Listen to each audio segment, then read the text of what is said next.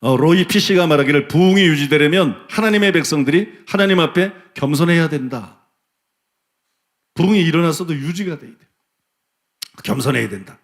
부흥의 사람 찰스 피니도 똑같은 말을 했어요. 그리스도인들이 그들의 큰 부흥을 자랑으로 생각할 때 부흥은 끝이 난다.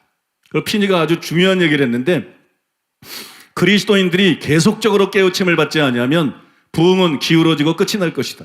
그리스도인들은 부흥의 정신을 계속 유지하기 위하여 계속적으로 죄를 깨닫고 겸손해지며 하나님 앞에서 깨어짐으로 다시 깨우쳐야만 한다. 나는 2, 3주에 한 번씩 이처럼 깨어지는 과정을 겪지 아니하면서 부흥에 참여하며 또 부흥을 계속적으로 운영하는데 적합한 사람을 지금까지 만나본 적이 없다.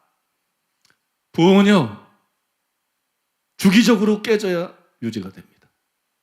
주기적으로 우리가 마음이 낮아져야 유지가 됩니다.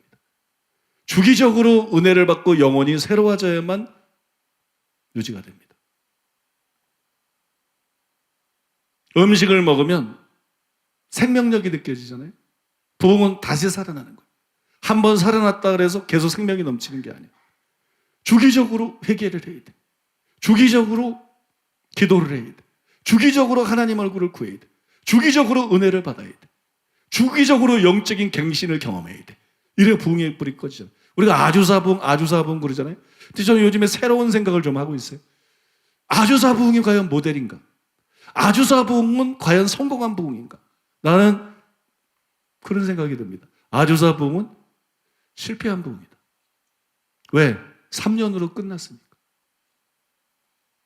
예수님은 돌아가실 때까지 하나님의 영광이 함께하고 하나님의 역사와 기적이 함께하고, 베드로도 바울도 죽을 때까지, 순교당할 때까지, 목이 잘릴 때까지, 십자가에 거꾸로 못 박힐 때까지 그들을 통해서 부흥이 일어나고 성령이 역사하고 기적이 일어난다. 아주사에는 가시적인 하나님의 세카이나의 영광이 임하고 창조적인 기력이 일어나고 그토록 많은 역사를 했는데 3년 있다가 끝났다면 이건 실패한 부흥이다. 그렇지 않나요? 3년 있다가 부흥이 끝났다면 결과가 대단하다 그래서 그걸 성공이라고 말할 수 있겠는가? 이거는 실패한 부흥이다. 우리가 아주사 그럴 문제가 아니다. 그런 생각이 들어요. 우리의 모델은 아주사가 아니라 예수 그리스도의 사역이다. 우리의 모델은 아주사가 아니라 끝까지 부흥을 일으켰던 베드로요, 요한이요, 야고보요, 바울, 이게 우리 모델이 되어야 된다. 웨슬리도 죽을 때까지 부흥을 위해서 쓰임받았고, 찰스 핑이도 죽을 때까지 부흥을 위해 쓰임받았고, 스미스 위글스도 죽을 때까지, 케네스 긴 목사님도 죽을 때까지, 그죠? 수많은 하나님의 종들이 죽을 때까지 하나님께 쓰임받았어요. 우리도 그걸 목표로 해야지 아주사 부흥자처럼 저런 3년짜리 부흥 이런 거 되면 안 된다.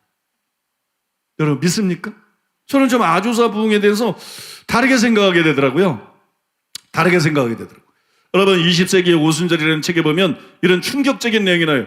여러분도 혹시 들어보셨는지 모르겠어요. 이 운동의 지도자들이 하나님 앞에서 겸손을 유지하는 한 하나님의 칭찬을 받을 수 있었다. 그러나 헛된 영광에 탐닉하고 사람 앞에 보이려는 일들에 치중했을 때 하나님은 그들과 동행하지 않았다. 이런 모든 하나님의 종들에게 공통된 사실이었다. 하나님이 주신 겸손 가운데서 그들의 권세와 영향력에 기반을 닦을 수 있었던 것이다. 이 겸손이 사라질 때 능력도 작아져 점차 소멸되었다. 중약하고 거기 보니까 또 이런 말이 나옵니다. 알렉산더 도이가 겸손을 잃어버렸을 때 신유의 능력도 잃게 됐으며 하나님께서는 다시 그를 사용하시지 않았다. 하나님의 능력을 완전히 빼앗기고 그런 명예스럽지 못한 죽음을 맞았다. 죽기 전 3개월간 그는 크리스천 태버네클 교회 강단석을 차지해 앉아있기는 했으나 설교는 할 수가 없었다. 권능의 능력을 휘두르고 그 명성이 전 세계에 퍼져나갔던 사람이 비천하게 되어 자기 사람들 가운데서도 쉬쉬하는 웃음거리가 되고 말았던 것이다.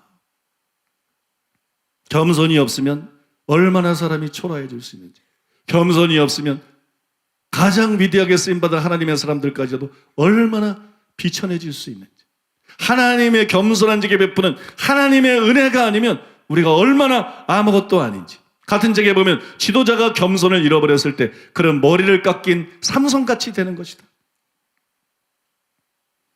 겸손이 없으면 부흥은 없습니다. 겸손하지 않으면 부흥은 끝납니다. 겸손을 잃어버리면 부흥은 끝나요. 부흥은 사람이 이룰 수 있는 게 아니에요. 사람이 만들어낼 수 있는 게 아니에요. 부흥은 하나님의 역사예요. 부흥은 하나님의 일이에요. 근데 하나님은 겸손한 자하고만 함께 하세요. 설교 잘하는 자하고 함께 하는 거 아니에요. 기도 많이 하는 자하고 함께 하는 것도 아니에요. 은사 많이 받은 사람하고도 함께 하는 것도 아니에요. 단순히 여러분 인격이 훌륭하다고 하나님이 함께 하는 거 아니에요. 하나님은 결국 겸손한 자와 함께 하십니다. 하나님은 결국 겸손한 자를 떠나지 않습니다.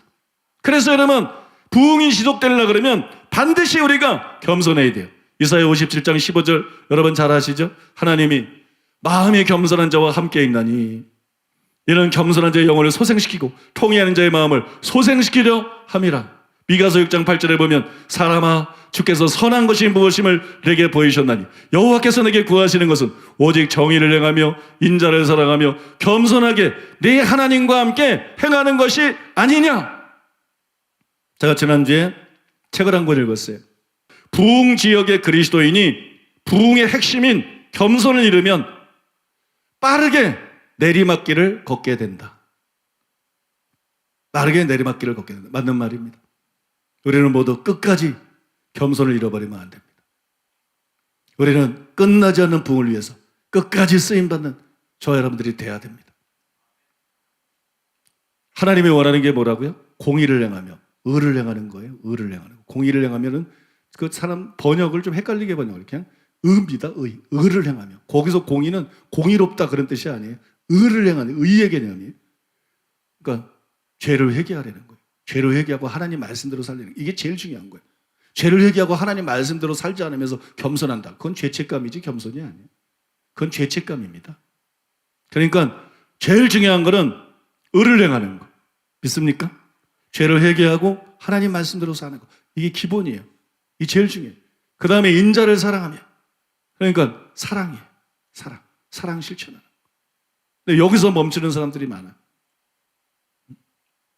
결정적으로 중요한 건 겸손히 하나님과 함께 행하는 거예요.